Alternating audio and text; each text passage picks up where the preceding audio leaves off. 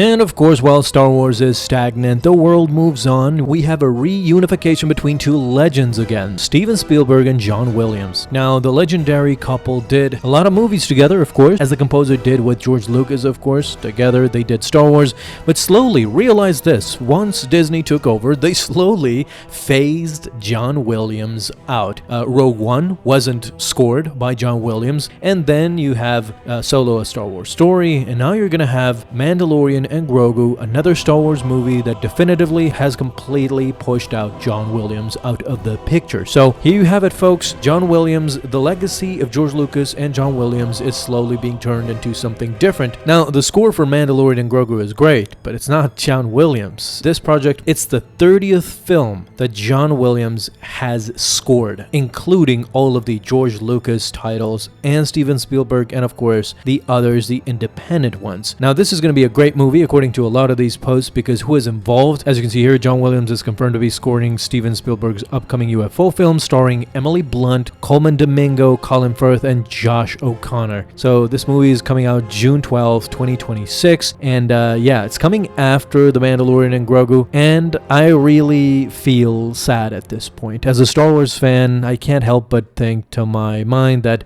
John Williams just didn't deserve the way they pushed him. And there's also another thing with Mark Hamill. He just came out with another interview talking about the post-Disney era and how now after the sequels they aren't even calling him for advice or anything regarding Luke Skywalker or bringing back a young Luke Skywalker. Mark Hamill too has been completely pushed out of the picture. This is not good for Star Wars fans. I've said previously that we have a schism in Lucasfilm between Kathleen Kennedy and Dave Filoni. So what's Dave Filoni doing? Dave Filoni is taking the canon that was previous to Disney. So the canon, the EU of George Lucas and him. Don't forget that Dave Filoni was the guy who ingratiated all the Legends material back into canon with his show Star Wars Rebels, with The Mandalorian now. So a lot of stuff has made it into canon thanks to Dave Filoni. What has Kathleen Kennedy done? Kathleen Kennedy, as I understand their roles right now, she is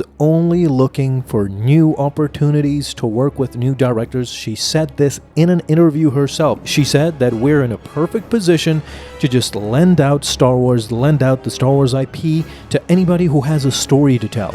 I'm interested in working with those people creating new projects. What? She's literally telling you why the fans are so frustrated today, because you have a schism. You have Dave Filoni, who is respecting what is there and trying to expand on it. There is a lot of material. If it wasn't, how could Dave Filoni have come up with The Mandalorian? How can he and George have come up with The Clone Wars? This is a totally different genre outside of the movies. And now he is making his first own movie in Mandalorian and Grogu. So expanding on an original idea, but in-house, not going outsourcing out of it. New original ideas that basically will just tarnish Star Wars. It has been already proven that the true fans of Star Wars were the original ones who worked at Lucasfilm with George Lucas closely. These are passionate fans that want to create and expand Star Wars, while all these other types like J.J. Abrams, Rian Johnson, we know the nightmare fuel that they brought into Star Wars. It wasn't a collaborative effort at all. They just did what they wanted, and the sequel trilogy as a result suffered so badly that it's incoherent. If you go back and watch the sequel trilogy, it's an embarrassment. It's just an embarrassment. There's nothing more to add or to say to that. So let's set aside the fact that Kathleen Kennedy doesn't understand how to move on in the future with Star Wars. Now we have the diminishing returns of Fantastic Four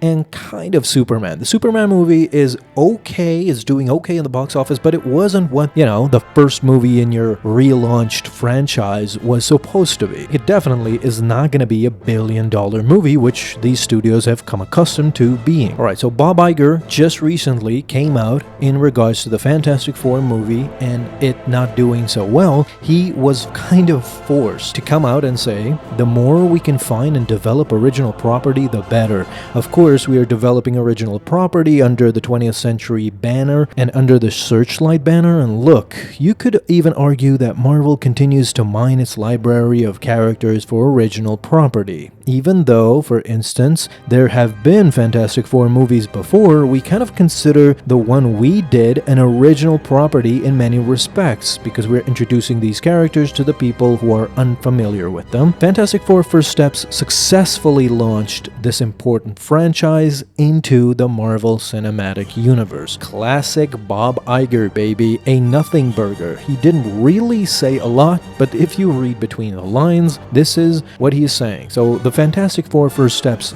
did. He is right. It did successfully launch. As I said in the beginning of the video, this is an illusion. What is happening now is that these are no longer pop culture movies, and we're getting to the basics of the problem. I don't think they can ever go back to that, because the leadership lacks in imagination, and they can't understand what the problem is. Why aren't people flocking to it? Marvel movies and Star Wars movies especially have completely lost their mojo. It's gonna be really interesting to see what Dave Filoni does with the Mandalorian and Grogu movie, because let's not forget, in 2026, when Mandalorian and Grogu comes out, it's gonna be, since 2019, it's gonna be 7 years since a Star Wars movie was released. If we compare Revenge of the Sith, for example, with The Force Awakens, that's 10 years, from 2005 to 2015. It's kind of there, it's kind of in that area. Not 10 years, but 7 years is a good enough gap with no movies in the theater. So let's see what The Mandalorian and Grogu does before we judge what Star Wars come back. The problem is that even if The Mandalorian and Grogu comes out, Kathleen Kennedy being still there, she is planning to do all sorts of non sequitur movies. Movies that go back 25,000 years at the beginning of the Jedi Order, while Dave Filoni is making movies after Return of the Jedi. It's completely baffling to me how there's no connectivity. It's just a mishmash of movies. Whoever wants to come and do whatever they like, and this is my frustration right now. But I think this idea might have finally been scrapped thanks to Bob Iger coming out and literally acknowledging a kind of a stumbling. He is trying to save face, saying that there have been Fantastic Four movies in the past. Maybe that's why this was a successful launch, but it's not going to be the biggest Marvel movie in the franchise. The problem is he sees the writing on the wall. First weekend, everybody's going to go and see it. The fandom, the real fans. And then nobody's going to go watch, because you need the regular the regular people. The people who are not crazy fans, but will just go watch a movie because it's funny. It's interesting. This is why Deadpool and Wolverine worked. It's because Deadpool is a hilarious character to the normies. You have fans and you have normies flocking together.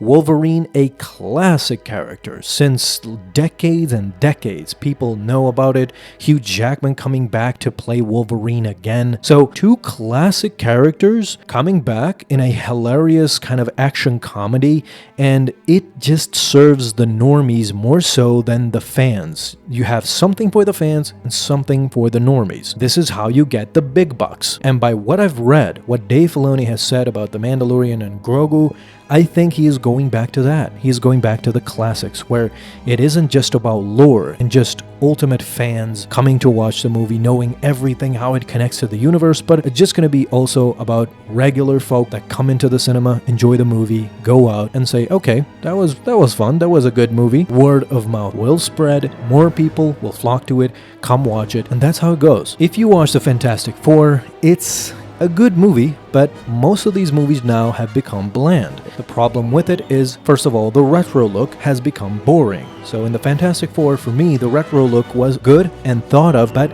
it is already played out to such a humongous level that it's become boring. Then you have Galactus, then you have the Silver Surfer, then you have Franklin Richards, Sue's kid. So there's so much, they're throwing so much at you, and the post-credit scene is literally Doctor Doom getting his face healed by Franklin Richards. So there's so much into it that normies are just gonna go, huh? What? So they're not gonna get it. This is, I feel, how they lost their track and lost their path. I had the same problem with Superman. Superman is a classic tale. It's a great movie. You should go watch it. It's a refreshing restart. James Gunn did a good job. My problem with it, of course, there's a myriad of characters, good guys anti-heroes, bad guys. There's so much to keep track of. I feel the frustration. I literally do. Luke Skywalker perhaps returning to the silver screen again. Imagine how exciting that would be, and why Kathleen Kennedy hasn't done it in freaking 15 years. I just don't get it.